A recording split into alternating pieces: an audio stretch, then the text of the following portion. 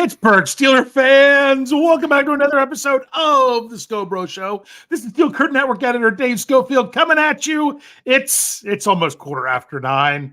It's Halloween. The kids were too sugared up. But where else would you rather be as a Steelers fan where we can kind of live in misery together?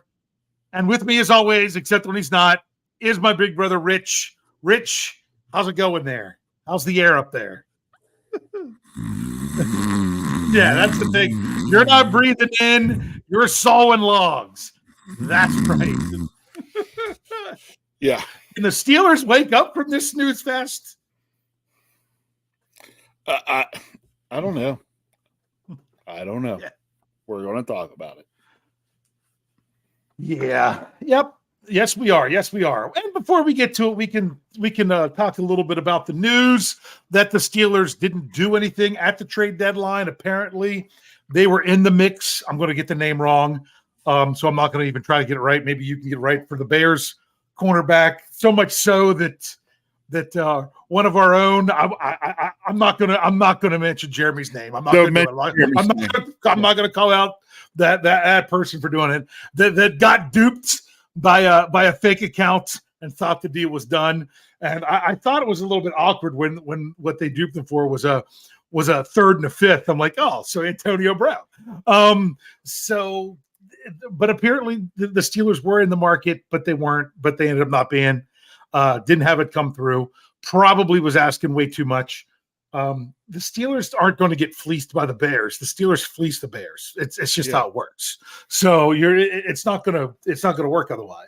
Well, I know some people. The Bears were trying to fleece them back and regain what they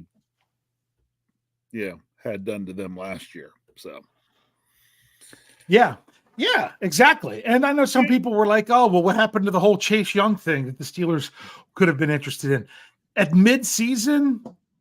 That's not even a position that the Steelers are worried about. I don't see how we would have helped, know, and everything. And so if they would have pulled the trigger, I would have been like, man, they must have a plan. Otherwise, I didn't see how it fit in the first place. I just know he was a player that Mike Tomlin liked from everything. But as little as what Washington gave up for him, I have a feeling that he's dealing with some bigger injury issues, perhaps. But bottom line is the Steelers did not make it. Were you expecting them to do anything? Not really. I wasn't either. I honestly thought there was as much of a chance that they could have traded somebody away as there was that they would have traded for a player. Yeah. Yeah, but honestly, I wasn't sure to give up. Was not surprised that the Steelers just decided to stand pat. Why? Yeah. Well, no, and honestly, I don't want them giving up high draft capital. They need it. No. They need, and exactly. Also look at what the 49ers did to get Chase Young. Do you know what they gave up? One of their projected at least 2 third-round compensatory picks. They didn't even give up their own pick. Right. Yeah. So that's what they gave up, reportedly. That's what I heard. The Steelers didn't do anything. Not surprised. Like, for example, could they have traded Dan Moore? I don't think that would have been very wise. That would have left them thin at tackle, unless the tackle that they have on the practice squad that's deemed a real up-and-comer, I can't remember his name, was really showing out. Or if Dylan Cook was really looking great, although he's got a helmet a couple times this year while the Steelers had dealt with injuries on the offensive line. But other than that, I think they're better off keeping him. I'm not saying he should start, but I'm saying they didn't have to get rid of him. To me, the Steelers made their moves of moving on from players before the season started. So yeah. Yes. So, no action for that today. Not a surprise at all to me. Yeah. Was I keeping an eye out? Sure, I was keeping an eye out. Was I expecting anything? No. And I mean, there was the possibility. Another one was that I just saw in the live chat, reminded me of a tweet that I saw that some people thought perhaps Levi Wallace would have been moved.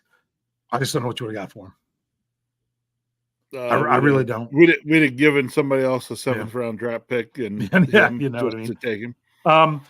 Hey, don't harp on Levi Wallace too much. I'm going to be honest with you. Wouldn't be shocked if he's the other corner with Joey Porter Jr. Yeah, and Patrick Peterson moves to safety. Uh, that would not shock me one bit. Would not shock me one bit either. It really wouldn't. It also would not shock me if Thursday before the game, Minkah Fitzpatrick goes on IR. I hope he doesn't.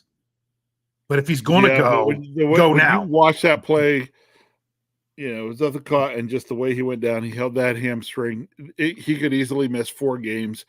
If there's any chance that he could, just go ahead and put him there now.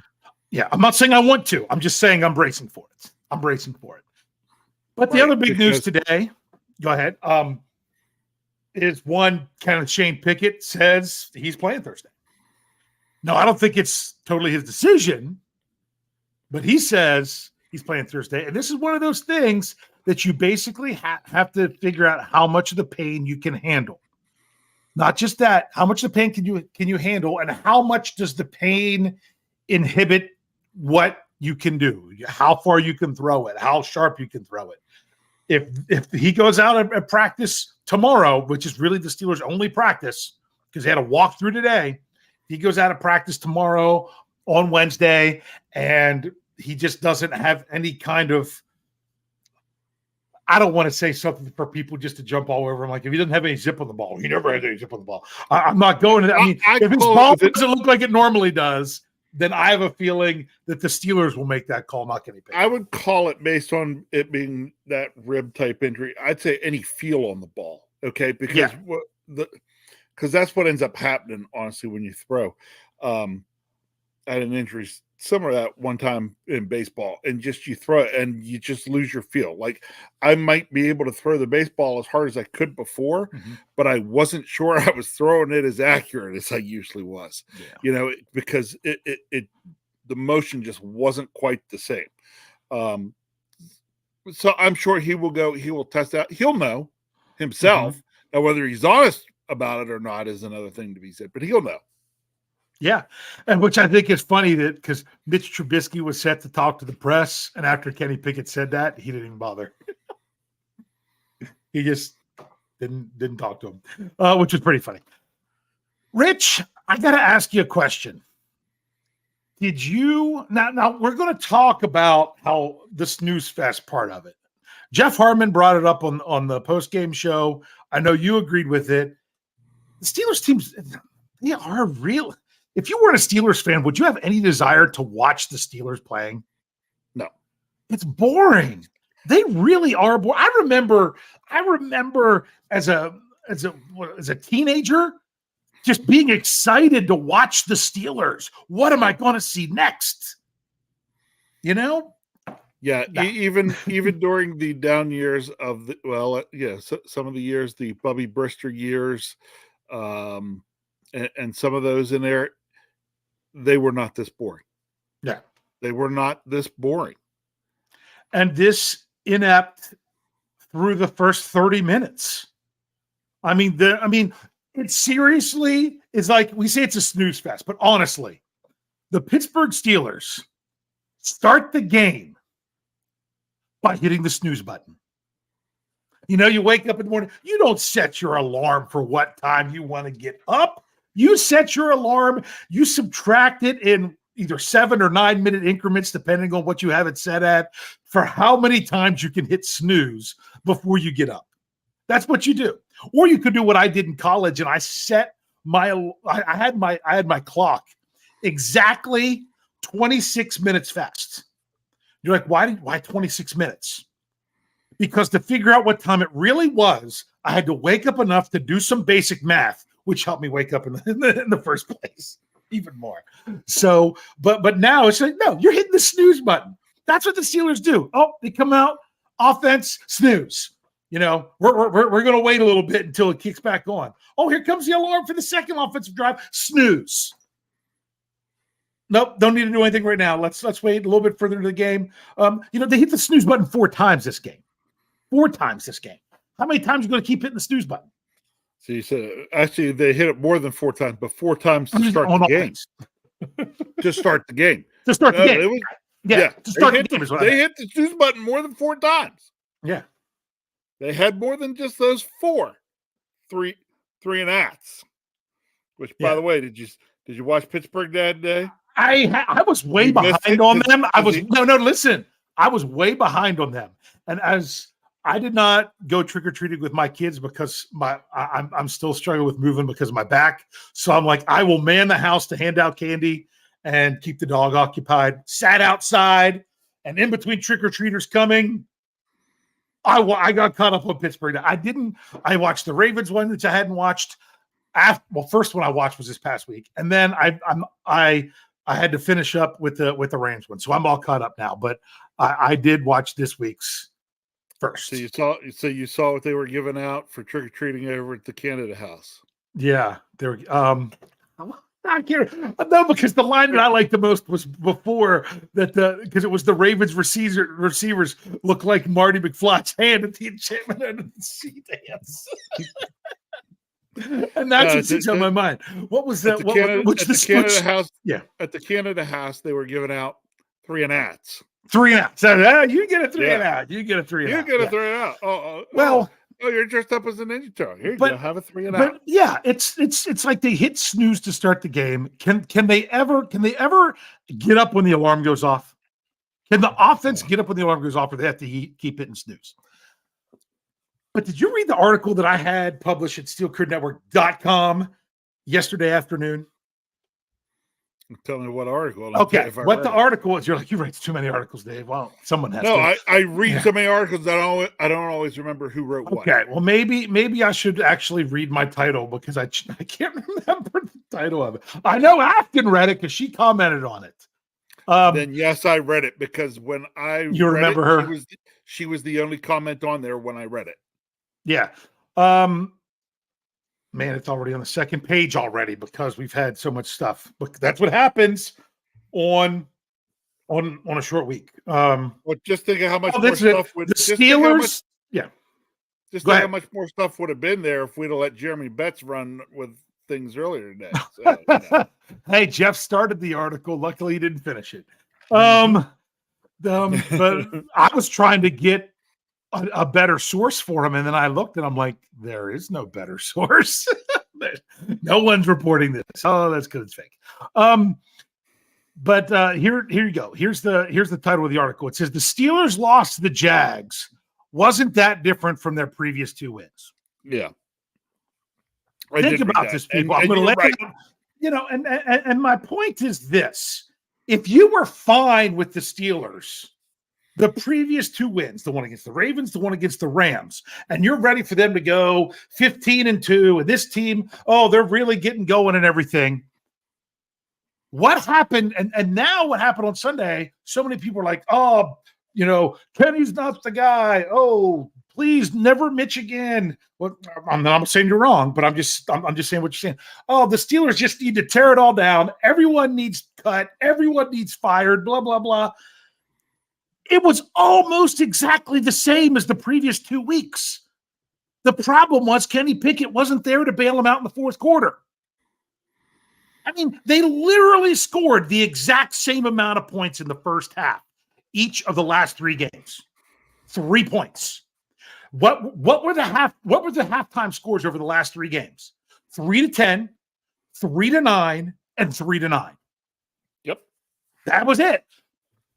Now, against the Ravens, with that 3-10, there was nothing in the third quarter. Steelers didn't score. Ravens didn't score. But in each of the last 2 weeks, the exact same third quarter score. 8 to the opponent, 7 for themselves. So they were down 6 at halftime. They were down 17-10 going into the fourth quarter, each of the last 2 games. And they were down 10-3 going into the fourth quarter of the game before.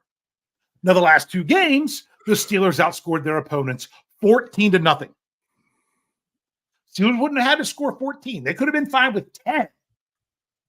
But the 2 previous games, 14-0. This game, the Steelers have the ball, down 7. This would have been, hey, Kenny Pickett, lead him down, do his Kenny Pickett fourth quarter things, go down, tie the game, you give it to Mitch Trubisky. What does he do? Guys trip. Triple coverage. He sees two guys that are to the outside, thinking that he's got him to the inside because he didn't see the third guy, which was the whole reason the inside, they were giving him to the inside because they knew they had help there. And he threw it right to him. So Trubisky comes through, throws the interception, very reminiscent of last year against the Ravens. And then that interception ultimately turned into 3 points. So the Steelers had the opportunity to do it, through 3 quarters, they were the exact same team as they were the previous 2 games. The only difference was no Kenny Pickett heroics in the fourth because there was no Kenny Pickett. Now, I will say, those other 2 games you talked about where they were, both of those games I said, wow, we eked them out.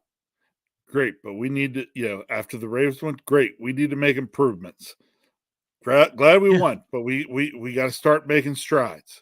Then they play the Rams. It was the same deal. Yeah. Well, nice to get a win. They looked a little stronger. Better start making some strides. Right. You said the fourth quarter.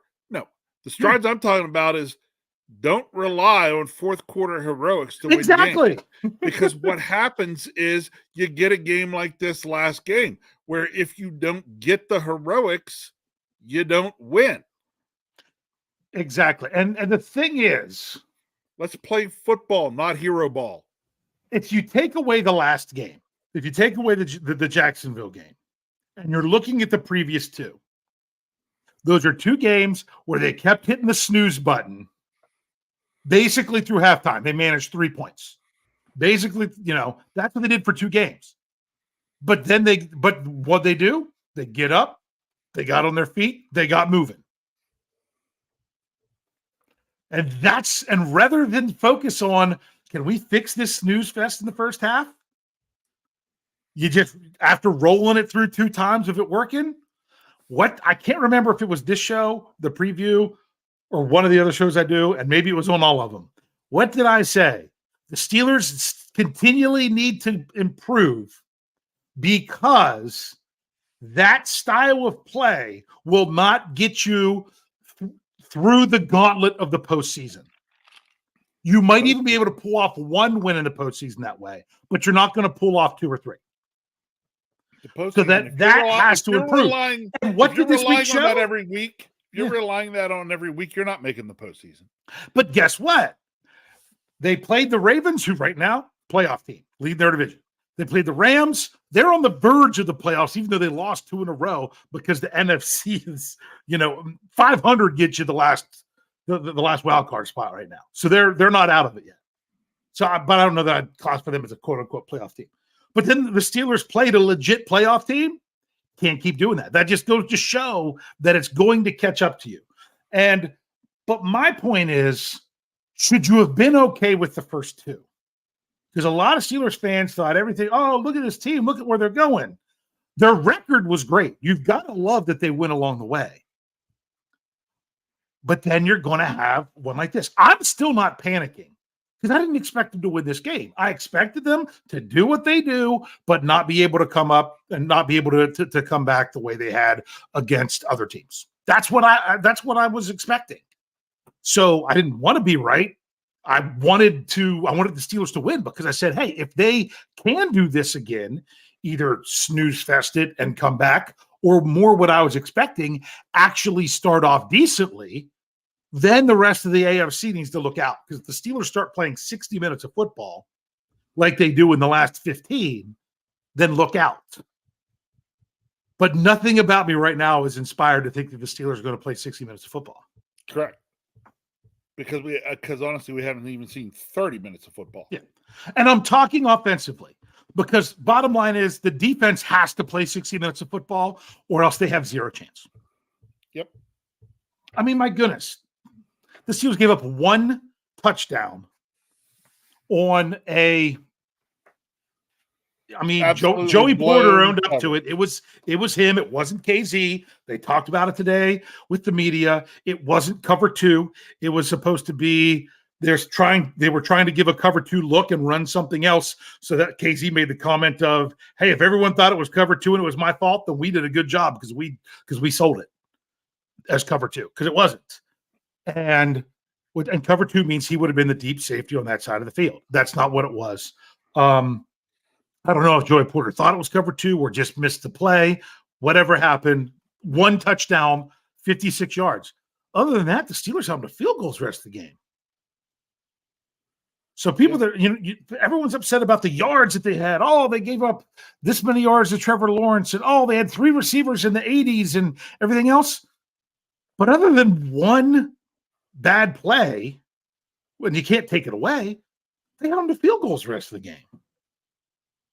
So it's not 20 points should have been enough for the defense to hold the Jaguars at 20 points for them to win that game. And instead, they lost by more than 1 score.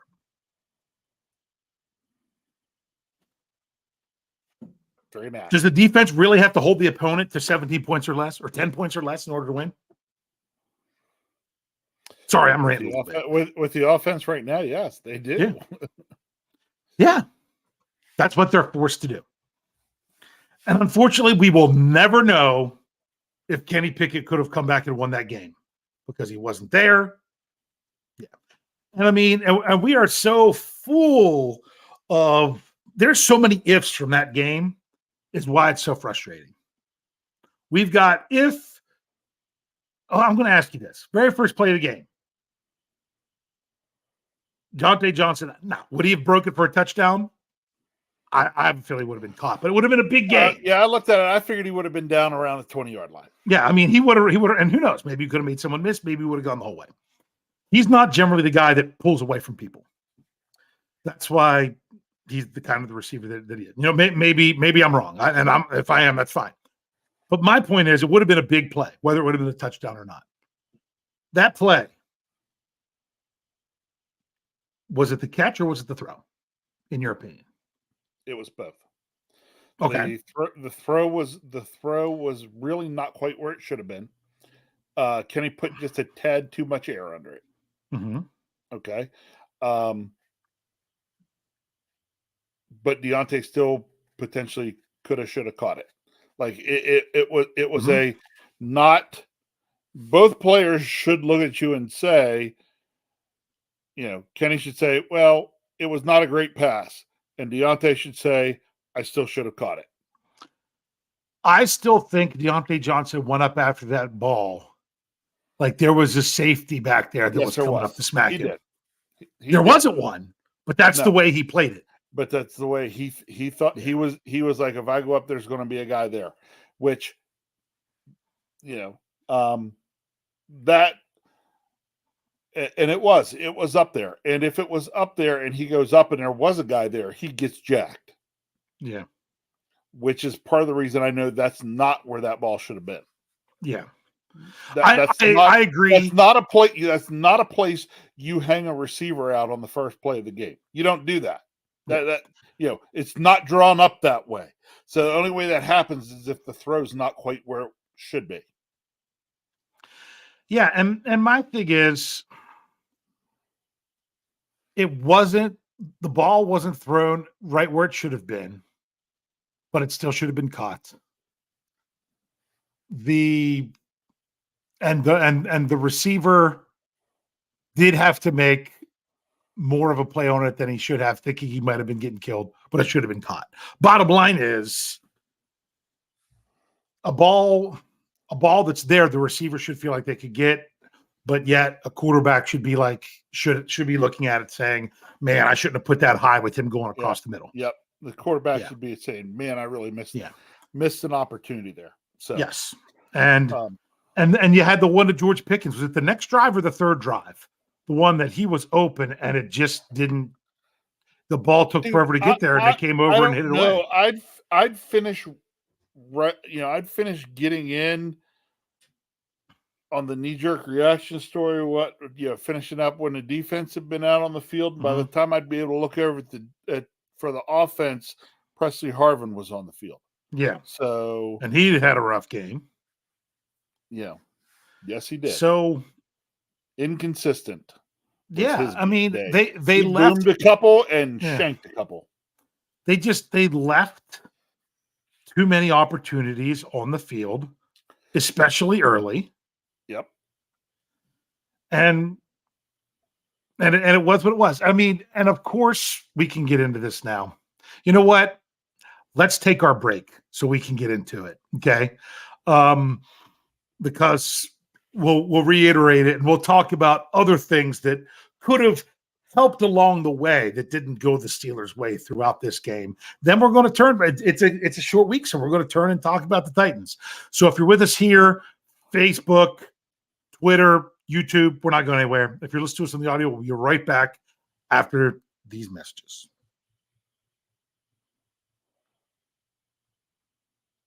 All right, Steelers fans, here we go. We are rolling on.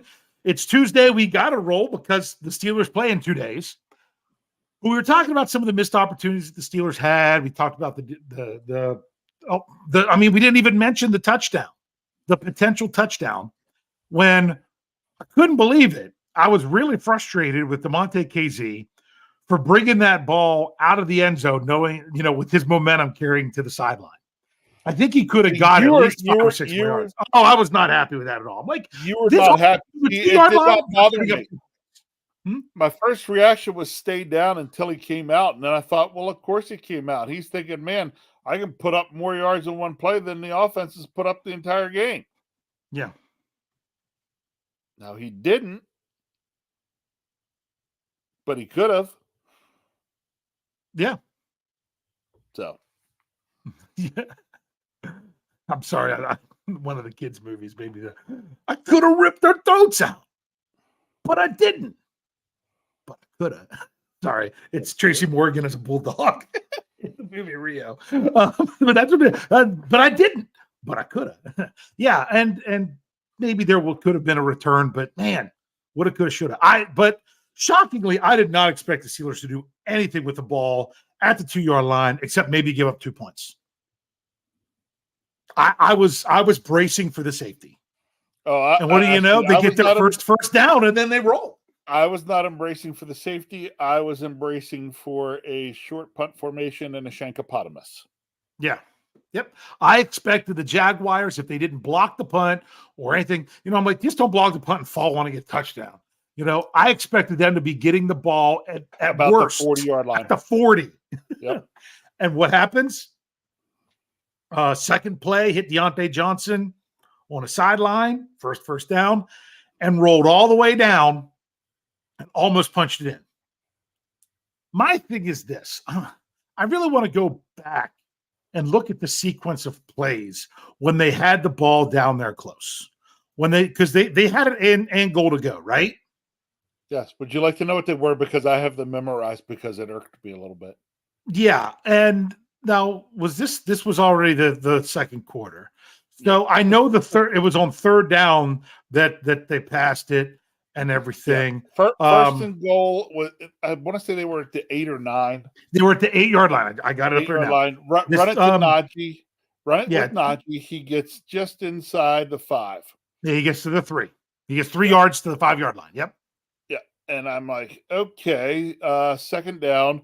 We'll run another slow developing run play that will go nowhere, which we did. And they basically did, but it was technically a pass. Whatever. Yeah. Just a slow developing play that gets blown up. And it did. That was the shovel pass to Connor Hayward. Yeah. So that pass to Deontay Johnson should have been on second down. Correct. Because my frustration was this. Is that we ran a series of 3 plays where only one of the 3 plays gave the Steelers a realistic chance of finding the end zone. That was my thing. When Najee Harris only gets 3 yards was what made it questionable. 3 yards is what made it questionable. If he would have only got 2 yards, then I'm like, you've got to throw it into the end zone the next 2 plays. I expected if you're going to throw it into the end zone. And that does drive me a little bit bonkers because sometimes you're like, oh, get closer. If you're having to pass it at third down, being closer doesn't actually help. It just compresses the field of what you can do. So, yeah, I was with you. I was okay with the run on first down. I would have liked, if you're going to pass the ball, don't pass it behind the line of scrimmage. In that case, unless it was that you had nothing else and it was a check down after other things weren't open. That play design works for that play works from the 2-yard line and in, not the 5. Yeah, that was the wrong call. Think about that. On I mean, second and goal from the 5. I'm call. thinking, Wrong wasn't play. that like? It wasn't that a very similar play that was like Juju Smith-Schuster's first touchdown his rookie year. Yeah, they was running the other way though, and I've seen him run it with. But it was on the 1 yard line. But again, we've run it on the 1 and 2 yard line, where basically it's a run. That run with, that pass / run with Connor Hayward isn't going in from the 5. Not against the Jacksonville defense. Yeah, their front of their defense is pretty stout. Stout. So you're going to complete a pass right in the middle where the Steelers haven't been able to run the whole game either. Yeah, right in the middle of the formation. So yeah. So to me, if that pass to Deontay Johnson, this is ifs and buts. But if that pass to Deontay Johnson was on second down, you shake it off, you come back, and you say, let's get it this time. So I feel like that was kind of a wasted. There was at least one wasted play in there. So, but it shouldn't have mattered that Kenny Pickett can't miss that pass. I mean, does Deontay get any more wide open on that play? Yep. And they just not. I think Deontay Johnson did the right thing, and Kenny Pickett thought he was going to do something else. But what Deontay Johnson did was better.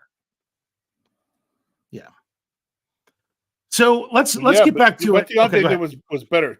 I think Kenny thought he would maybe just hook up in the end zone, but Deontay saw the middle linebacker vacating, so he just kept coming. Again, I'm not even sure what was designed.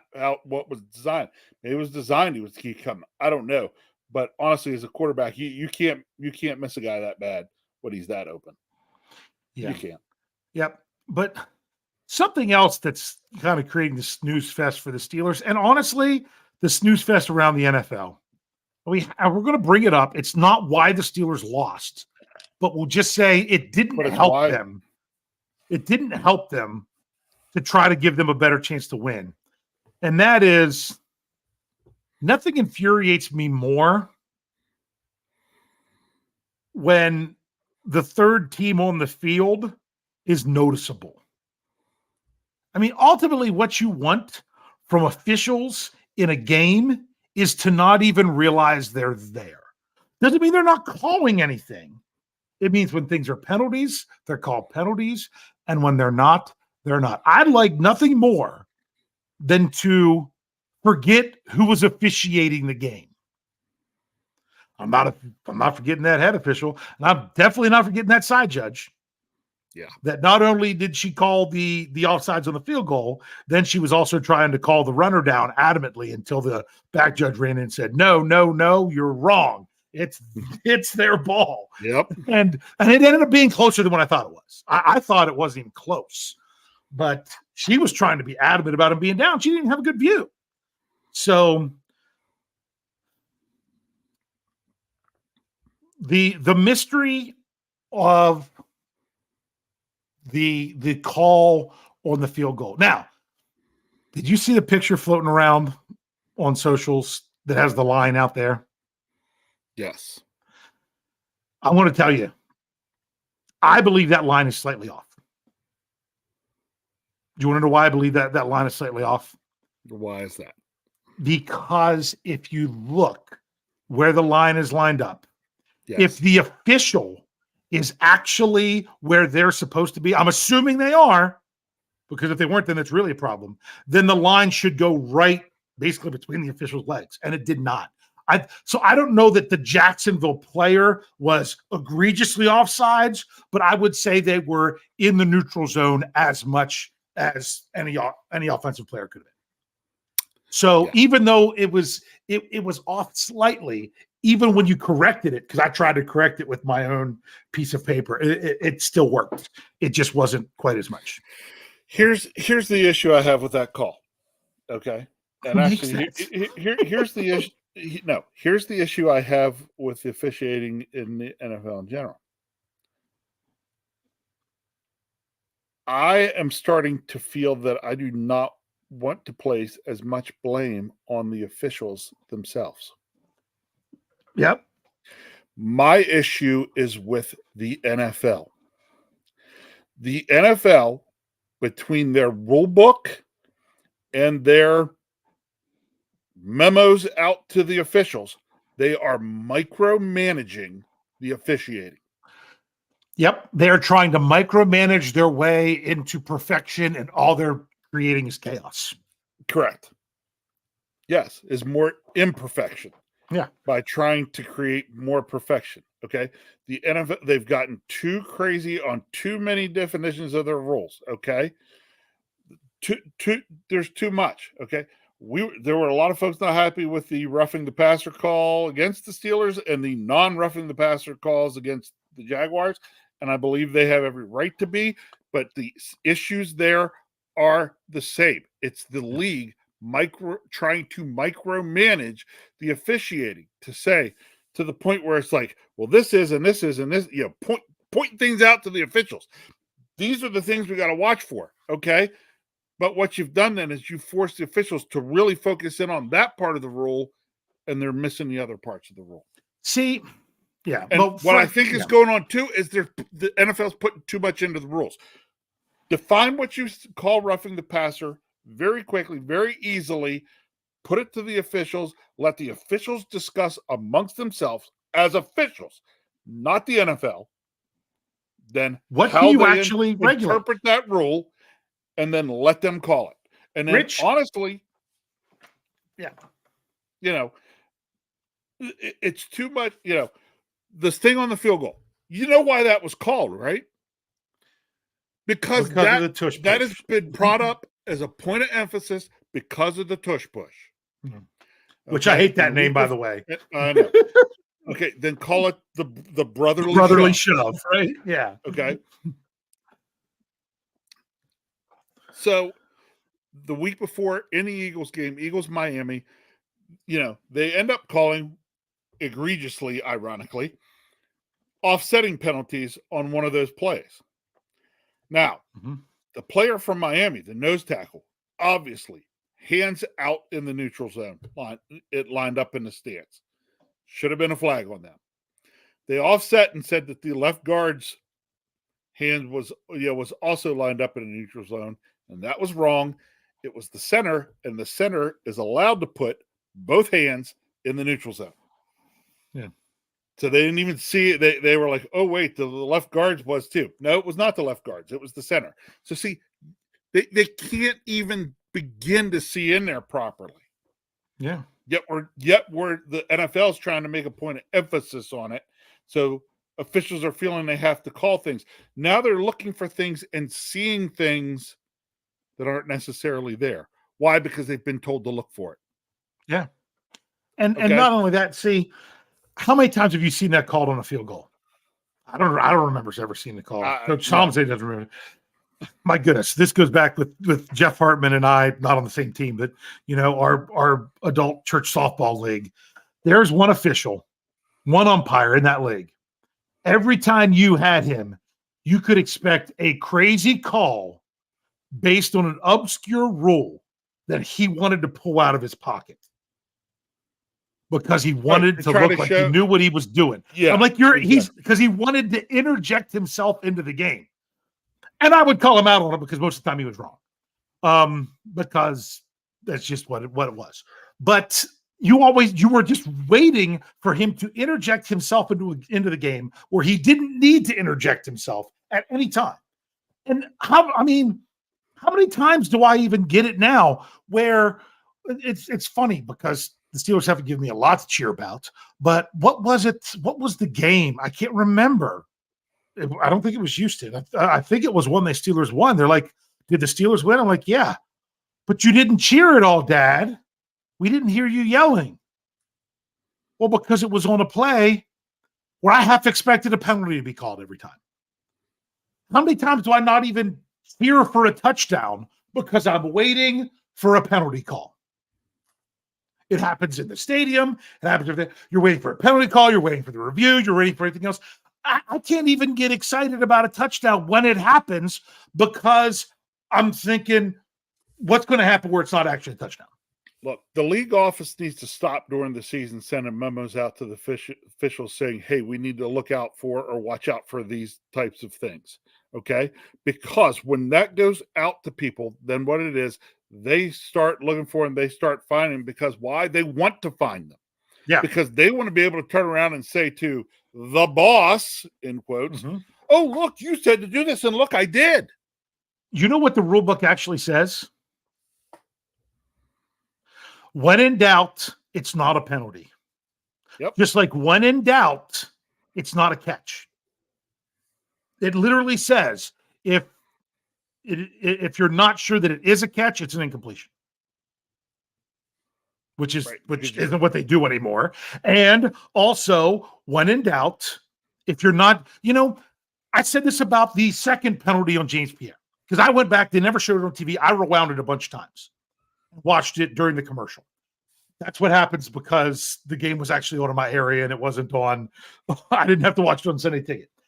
And I already talked about this some. And it was he made the contact in the first 5 yards. During that contact, the player stumbled.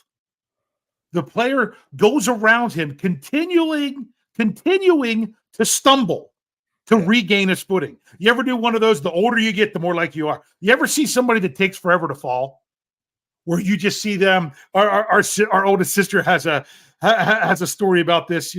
Holding on to her daughter's head, like you're like running for forever, trying not to fall, and then you do. That's kind of what was going on with the receiver. James Pierre wasn't touching him anymore, but the official sees something, and they assume that he did it, so they throw the flag. The same with his first pass interference penalty, which wasn't called by the closest official, was called by somebody else far away that had a different angle that thought, oh, he must have hit him when he wrapped around him. You didn't see him hit him. You're assuming that he hit him. Yeah, you assume that he hit him, because why? You see the player going towards the ground and the other player coming over top. The problem was that player chose to go to the ground on their own. Yeah. To try to catch the ball. Yeah. And it's and let me tell you this. Examples of what they're not supposed to do. You're not supposed to anticipate the penalty. You're supposed to anticipate that it's not, unless something clear and obvious shows you that it is. Why do you think TJ Watt, people talk about TJ Watt getting held, TJ Watt getting held, TJ Watt getting held. I agree. But you know what? Some of those actually aren't holds, because if a player does a rip move to try to rip away with the player's arm, and the offensive player's arm stays in place and doesn't let him rip, it could come wrap around him and up around his throat and everything else, and it's actually not a penalty. Now, it doesn't happen every time that's not called with TJ Watt, but sometimes it does. And therefore, they don't call it sometimes when they see it unless they specifically saw that TJ Watt didn't do a rip move. Yeah. Well, did you see the one on Watt this week? Mm-hmm. Again, I don't know how it doesn't get a flag. TJ Watt starts to break away. The player, 2 hands, grabs him by the bicep. Yeah. And pulls him. Yeah. And that's not called a hold. It's just like, I'm like, okay, but we're worried about throwing the flag if a guy's helmet's 1.5 inches into the neutral zone, but that's okay. Because they could call it every play, so they don't. But you know what? If they called those early in a game, guess what people would do? Stop doing it. If people, when the tackles on passing plays are lined up in the backfield really bad, they kept pointing it out the first week in the season on the opening game, really bad, lined up in the backfield. If you start calling it early, they'll stop. And I know sometimes they'll be like, well, we don't want to call a penalty on every play. Well, you basically are. You're taking things that are actually penalties. When the not set play that was called on Deontay Johnson, which was the same official that called. And it was correct. He was before they threw the flag. Because they snapped it because he was still setting his feet because he was turning to the official to see if he was on the line. That's what wide receivers do. And it was literally he brought attention to himself, where she threw the penalty flag. But it's little things like that. And you know how many times a receiver is still setting his feet and asking the official if they're okay because they're asking the official and it's snapped, they don't throw the flag? That actually happens a lot. But it could be called an awful lot more. The question is, why call it sometimes and other times? We need to get back talking about the Steelers because we could talk about the problem. Well, let me just bring up one last thing because it's actually not even about the Steelers game. So this whole thing with the officiating has gotten so bad. After the Steelers game, I was trying to watch the Seattle-Cleveland game. Uh-huh. And I felt it was almost equally as bad. I turned it off. Mm-hmm. I didn't watch any more football. Sunday Night Football came along. I didn't turn it on. I didn't watch it because I was tired of it. Tired of watching the officials just constantly set things up. Monday Night Football happened. Mm-hmm. I didn't watch it. What the NFL is going I actually kind of like the Lions. To realize is not that they're going to start to see impacting is what they're doing is this. I will always watch the Steelers because I'm a Steeler fan. But if I'm going to call it the product, okay, and it's a product that is becoming the way it is partly because of the officiating. If the product continues the route that it's going, the only thing they're going to get from me is watching the Steelers game when typically I'm a person that would watch any NFL football game I could get my eyes on. Especially since you didn't need to go sit in the woods on Sunday because of Saturday. That's right. Had to bring that up somehow. That was a nice one, Rich. You going to have another one to put back there on the wall behind you? I will. He will hang back here on the wall with this one. Same color. Yeah. Steelers black and gold. There you go. That's the way to do it because that was a nice one. But you know, the whole idea now that it's getting so frustrating with the officiating, watch it, not just Steeler games, all games, that I'm now starting to turn it off. Yeah. If that starts happening from more and more people, the NFL is going to end up with a real problem. Yeah. Now, the networks are the ones that are going to notice it first because viewerships are going to go down, which then means they're not going to be getting the advertising money they're wanting, which then means it's not worth what they're paying the NFL. But we'll see if or when that happens. But it is becoming unwatchable. And Coach KT Smith actually wrote that in an article he did on Behind the Steel Curtain earlier today. Steel Curtain Network. I'm sorry, not Behind the Steel Curtain Network. Sorry, I'm reading Steel Curtain across the top of our screen, and I'm like, yep. I keep messing that up too. And he said that someplace in his article. He says, the NFL is becoming unwatchable.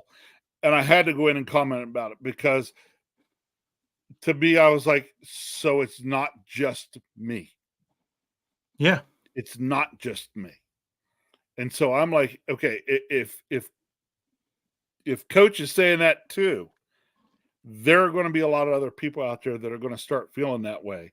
And I really hope it doesn't come to that because what I worry is that the NFL is taking what they had as a good product and they're micromanaging it into a mediocre product. Stop doing it. I'm serious. They do not want to become college football because that's why I can't watch college football. See, it's funny because that's what Jeff says. He doesn't like college football because he thinks it's too much of a watered down product. But he doesn't think the product is as good for whatever reason. The NFL is turning into a product that's not as good, and it's not because of the players. Yes. It's because of that third element of the game. So we've gone out on that for a bit. I'm going to ask you one quick question, okay? Yes. We're going to talk about real quick, just a quick question. The roughing the passer called on, it was Keanu Neal, correct? Yes. The roughing the passer that was not called on Kenny Pickett, we're going to say just the one where he was injured. Those two plays.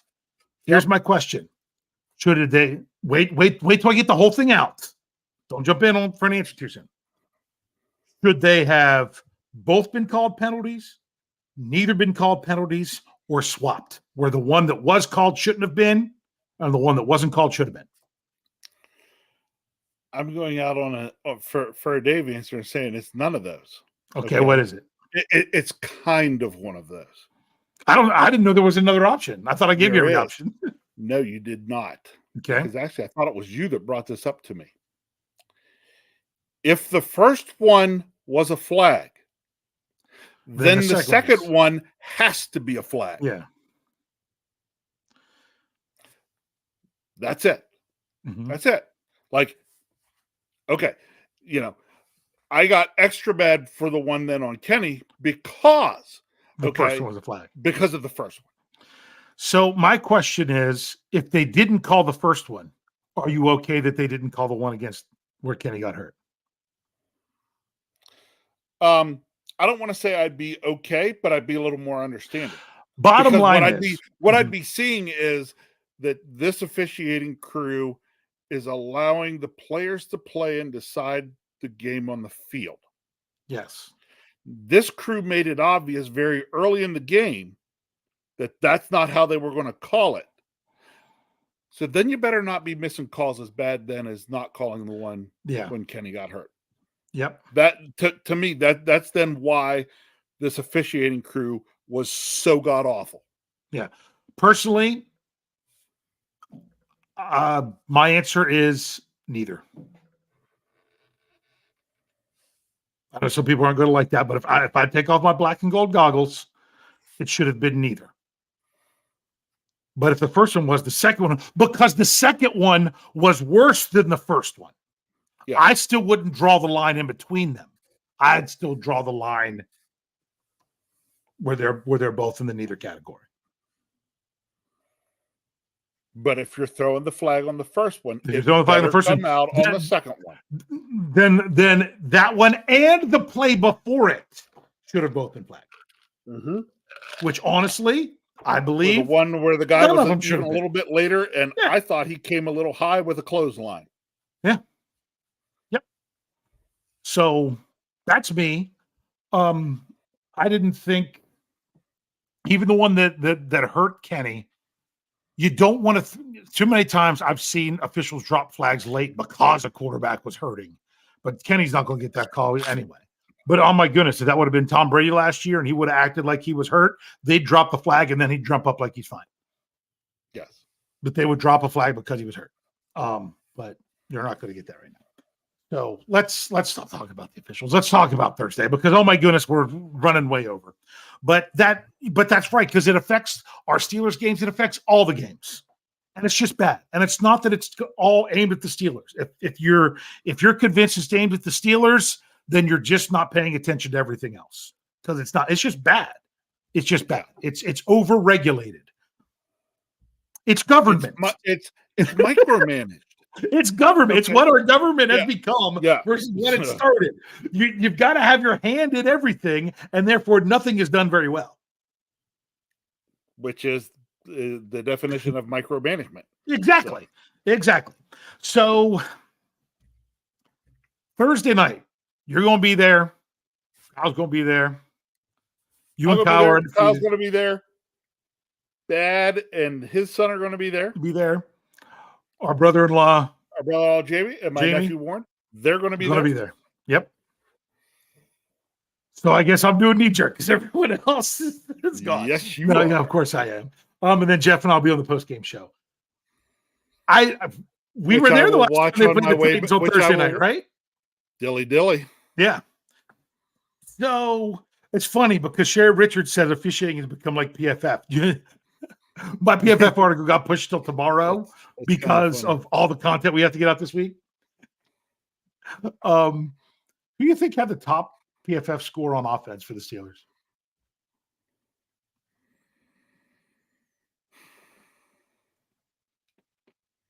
Probably somebody I didn't notice all that much. James Daniels. Oh, no, he didn't do very good. Okay. Just was wondering because one offensive lineman towards the top. An offensive lineman was second. And you're not going to believe who it was. Please don't say that it was Mason Cole because he wasn't very good. Oh, no, he was next to last. Okay. He got that right. He was not very good. Probably going to be Dan Moore Jr. Actually, it was Chooks Okorafor. Was it really? Yeah, Okay. man, Chooks way up there. Well, I didn't hear or notice a whole lot of that either. And sometimes when you're an offensive lineman, not being noticed for good or bad is good. Moore had a low pass blocking grade. Yeah. But it's funny, Broderick Jones was actually top 5 in his 5 snaps. He was barely above 60, which is the average. He had a good pass blocking score, but he only pass blocked on one play. You know, it's one of those. But no, you want to know who had the top score? I don't believe this. Kenny Pickett had the top PFF score. With what? For the Steelers. A 61.3? Because really, it was 76.8. He was the 10th. He was ranked 10th in overall score among quarterbacks for the week. Like fractions of a point behind Will Levis. Kenny Pickett's who threw 4 touchdowns. First half of that game. Yeah, that just tells you right there PFF is smoking crack. Yeah. So to me, I wouldn't say that Kenny was bad, but I wouldn't say that he was the best offensive player on the field for the Steelers in the first half, because we got first half Kenny Pickett again.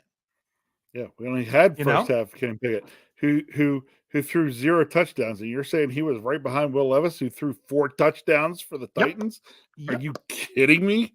I am not kidding you. I am serious. Show PFF's a joke. Hold on. I'm bringing it up here again. This was week 8, single game. Number 1 was Dak Prescott. 2 was Kirk Cousins. 3 was Joe Burrow. 4 was Josh Allen. 5 was Jared Goff. 6, Trevor Lawrence. 7, Tyler Heineke. 8, Derek Carr. 9, Will Levis with the 77.9. Oh, there's a little bit more of a gap there. Sorry. There was a little bit more of a gap there in the overall score. Because he was 77.9. And then, you know what? They didn't have they changed scores again because they added Jalen Hurts. They did not have wait a second. Jalen Hurts isn't there. Oh, you know what? It's sorting it by the wrong number. Yeah, and then it's Kenny Pickett. Sorry. I was sorting by passing grades, not overall offensive grade. Prescott, Allen, Cousins, Burrow, Lawrence, Goff, Heineke, Carr, Levis, Pickett. In the offense, in the overall offensive grades. Yeah. Anyway, so let's talk some more about Thursday. Yeah. So Thursday. Here's what this game is going to be simple. It comes down to the Steelers doing this because honestly, it comes down to what the Steelers do on defense because I don't think the Steelers can do anything on offense. So the Steelers are going to have to do 2 things. They have 2 people they have to stop. Yeah. If they can stop 2 people, they can win the game. Yeah. Okay. DeAndre Hopkins and Derrick Henry. Stop Henry. those 2 guys, you probably win the game.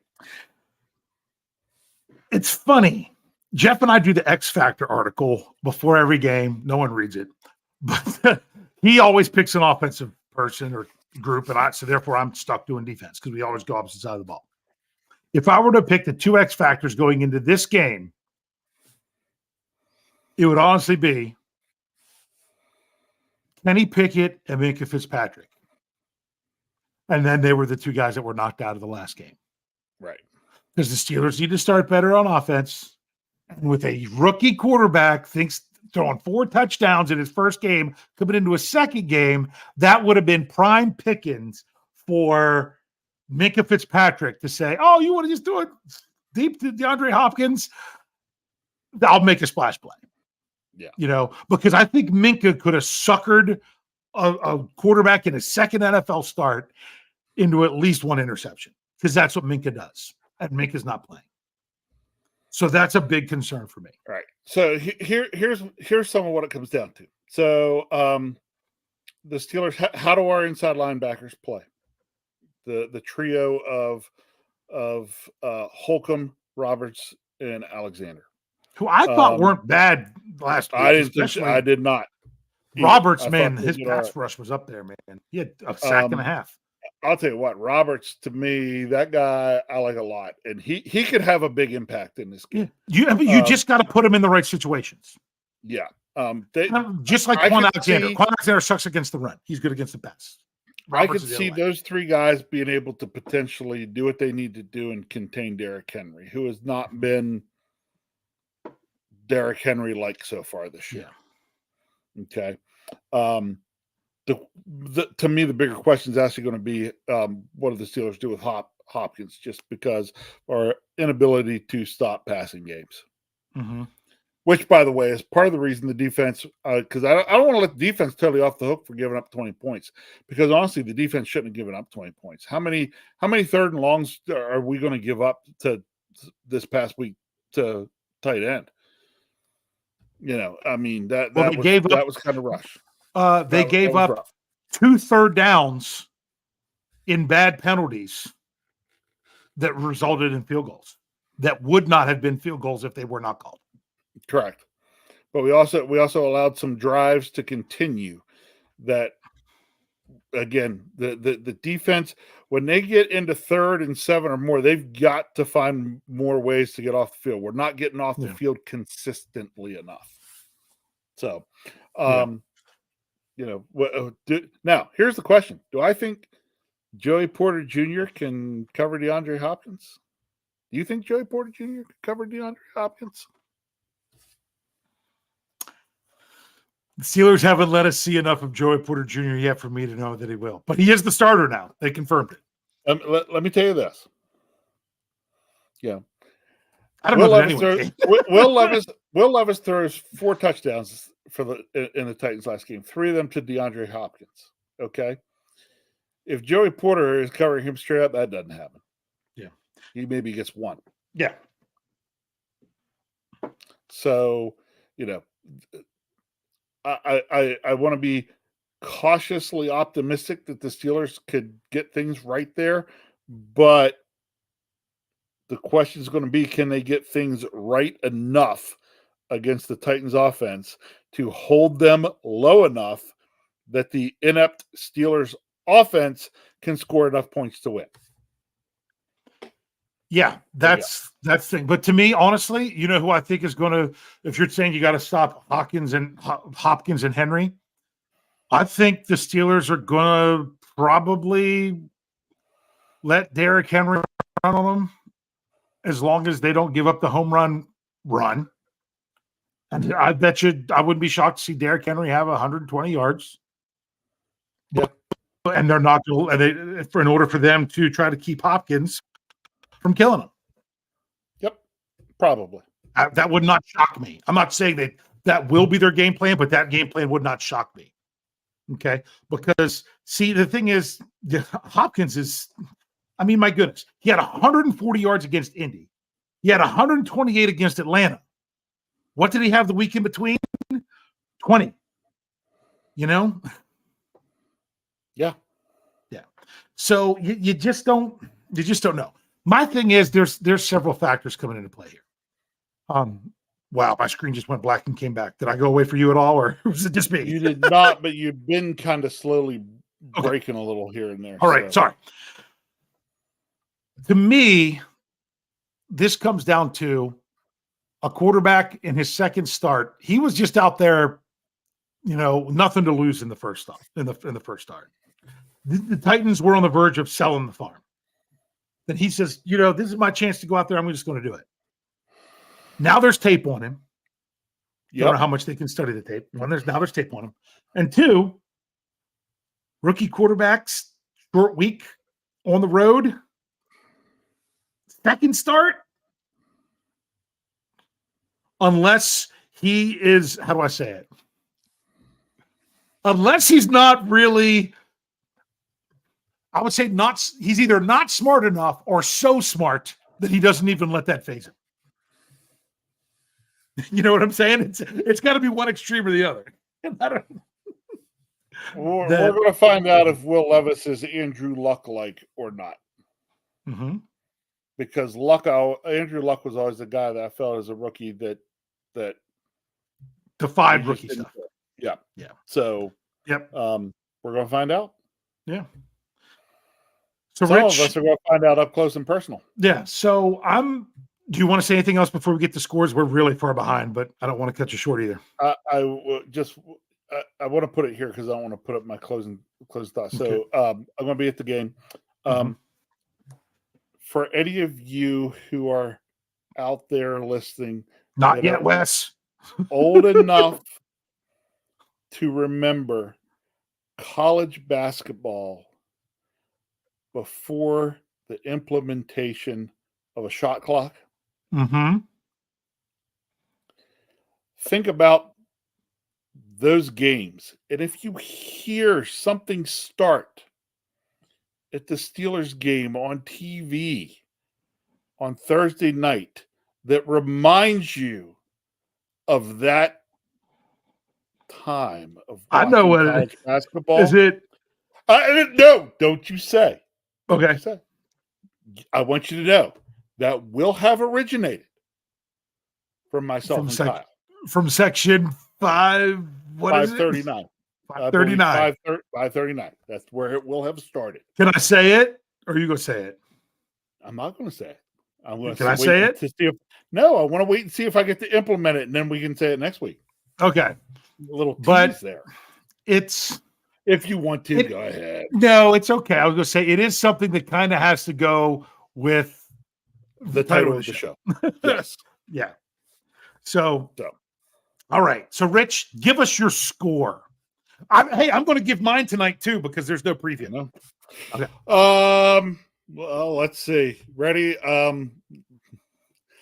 No real scientific thought to this, but there is some thought to this. I'm going to say Titans 28 on 4 touchdowns thrown by Will Levis, and the Steelers 17. Okay.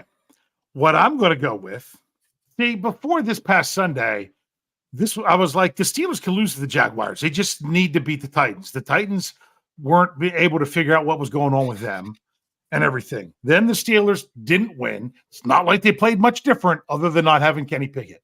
Now you don't know what kind of Kenny Pickett you're going to have, or if you have for sure. You don't have Minka Fitzpatrick and all that other stuff. But you still have a quarterback. You still got a team traveling on a short week with a rookie quarterback. And also, if you go back through 2006, you could go all the way back to 1996, but because it was 10 years ago they didn't have them, to where the Steelers host games on Thursday night. All right? The Steelers are 8-1 with the only game they lost in there as the Scobie debacle that the Steelers basically had won until Scobie continued to screw it up. There's something about Thursday. That's why part of me was like going as bad. Not only do they win on Thursday night, the last 2 times they played at home on Thursday night, they have put up 92 points in their last 2 home Thursday night games. There's something about was one of those the Titans? One of those was the Titans, 40-17. Was the Falcons. No. Was Thursday night, it was the Panthers. 52-21. Yeah. So it's something about the Steelers on Thursday night. And I had a nice score with both teams scoring in the teens. And then I got to thinking, you know what? Sometimes because it's Thursday night, might not even be as much as the Steelers' offense being all right, but it might be that the other team's defense isn't quite ready yet either. But it's not much to plan for if you think about it. But think about this. If the Steelers can connect with one of those 2 passes, if not both of them early in that game against Jacksonville, something about being at home on Thursday night, I have a feeling that we're going to have a whole different tune come next week. You ready for this one? 27-21 Steelers. That's my score, and now I'm looking for everybody else's. It has now been put in the live chat. Dave, I'd love to say I'd agree with you on that one, but I'm kind of, they haven't proven they can do that yet. I have a hard time saying you can when you haven't. Yeah, but at the same time, my point is I've been following the trends. That's why I didn't pick them to pick the Jaguars. Dude, following the trends. Yeah, that is why I picked them to beat the Ravens. a game that they Trend. shouldn't have won. You mean the Thursday night trend? You're following that? Well, although they haven't played on Thursday night since 2018 at home. That's a but it's just something that they do. It's kind of like the Steelers play. If you're following that trend, I'm going to make my prediction next week using the Ouija board. Yeah. So. but my point is, what's going to happen? What did the Steelers do against the Ravens? They won that game after they got crushed by the Texans. Okay, right, get the score. That's just what they do. And this is, with it being a Thursday night at home, I think that the Titans have a tall order coming to Pittsburgh. I think it's working against them. So I'm going with it. There's a reason the Steelers are favored, even though it's at home. All right, so here we go. Thomas Riley, we missed him last week, didn't we? Hey, he gave it on the preview. He said, sorry, I missed Tuesday. You, and he did. I think it was 17-17. This time he's got 24-24 as the tie. Okay, Afton Ford has 28-14 Titans. Steel Dog 88. Sorry, Steel Dog, to see that you got eliminated from the Survivor. There's only 13 people left. 32-30 Steelers. See, he's thinking it's going to be high scoring. For the Steelers at some point this year, going to have a high scoring game, and it's going to be when we don't expect it. That's why I'm thinking when else better than Thursday night at home, because you and Kyle are going to be there. They're going to do it for you. I have faith in you. I don't have faith in the Steelers, Rich. I have faith in you. Okay, Thomas Potts has what is that? 21-3 Titans. Brian Brown says Steelers 26-20 because they're offsides on an extra point.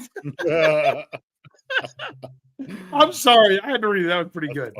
Gavin Anthony says 24-20 Titans. Steelers Pittsburgh says 17-10. That's the Steelers because you didn't put a team. Jerry Cherryband says Steelers 24-17. And he says Rudolph throws 2 TDs. State of the Steelers has 23-16 Steelers. Tyler W. has Steelers 24, Titans 13. Outside Steelers fan has Good Guys 14-7. John Myers, 16-14 Steelers. Christopher 11. Had to put it in there again because he was early. 27-11 Steelers. John Funker says 24-14 Titans. Kyle Smith has 23-14 Steelers. And it skipped on me. Wes says he's probably on something. Why'd that go away? Because you said it skipped, so I'm trying to bring it up. No, it just meant that I had to refocus.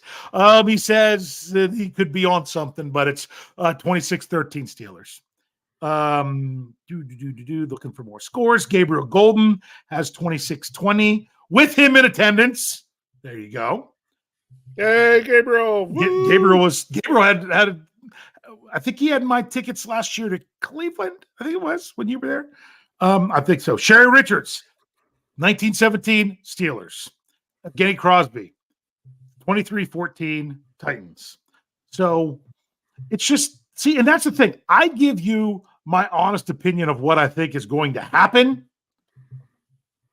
not from a homer perspective and like being accused of, if you don't pick the Steelers, then you aren't really a fan. Yeah, that's a terrible take.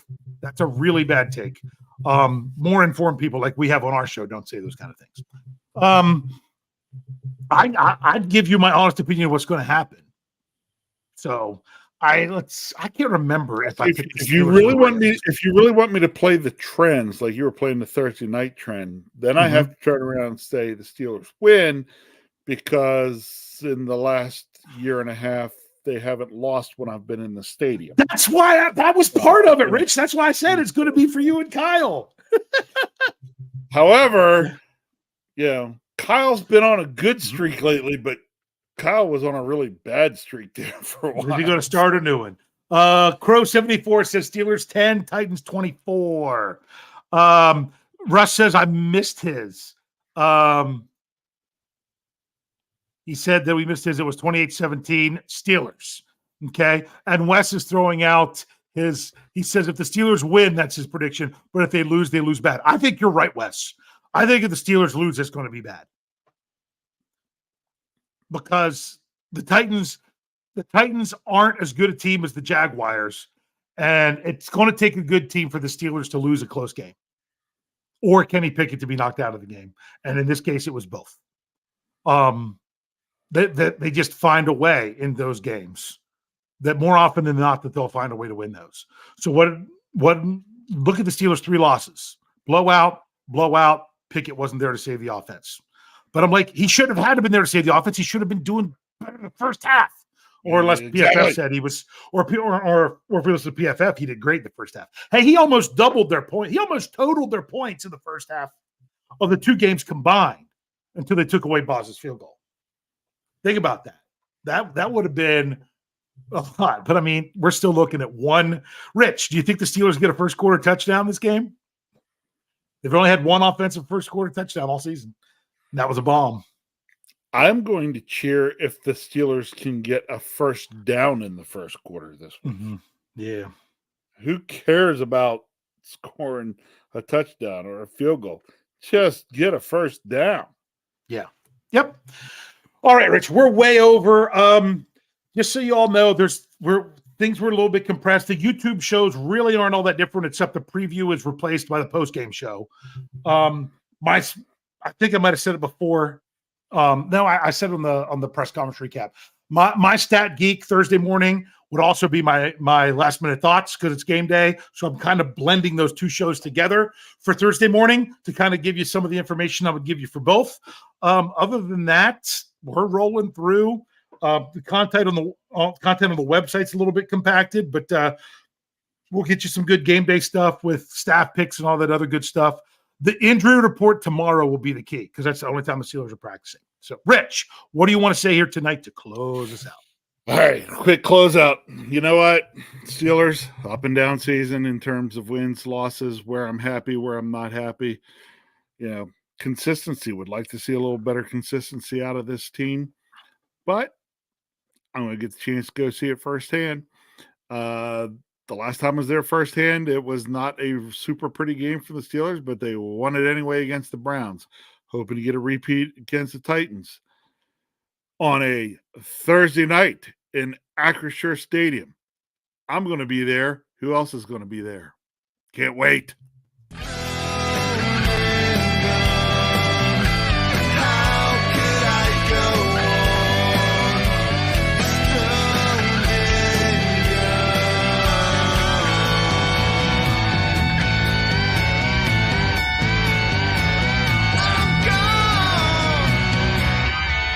Can't wait.